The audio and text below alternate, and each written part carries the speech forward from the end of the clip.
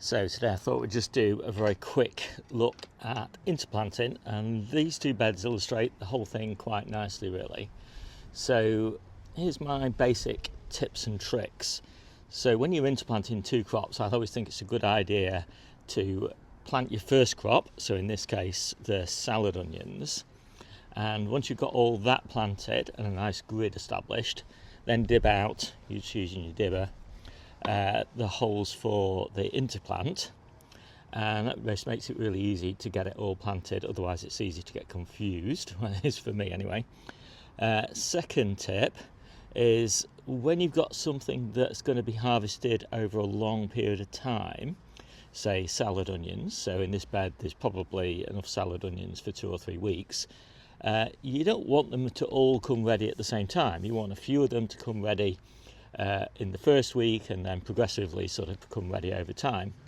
And as a result, I don't fuss too much about the number of seedlings that I put in each module. So in some cases I might have 4, and in some cases I might have 8, and that means the ones with 4 will come ready before the ones with 8. So the next tip is to think carefully about the sort of logic of the timings for your interplants. So in this case we've got lamb's lettuce, also known as corn salad, and that is going to come ready in December, January and kind of early February, and the salad onions are going to come ready probably about late March, April time. So all this corn salad is going to have been harvested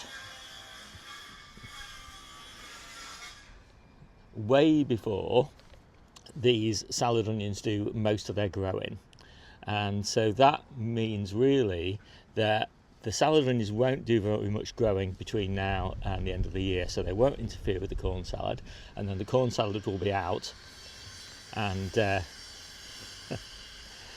oh, it's so noisy here, it's hard to make videos in the back garden.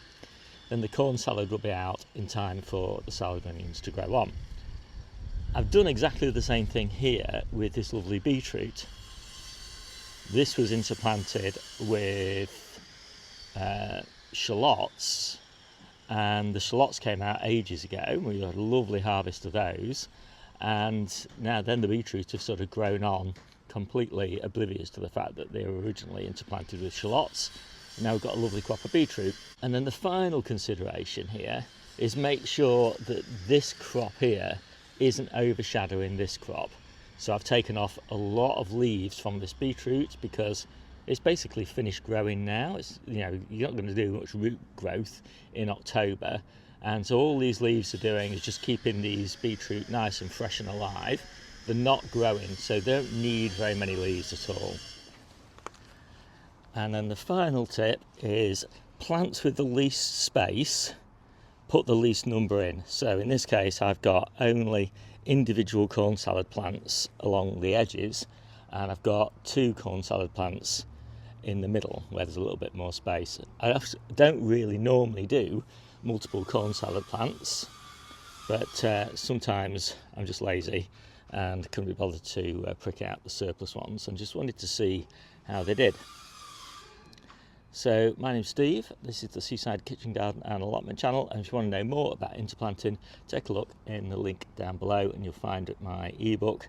And if you go to the advanced growing techniques section, there's loads more about interplanting and relay planting and all the other sort of advanced tips and tricks.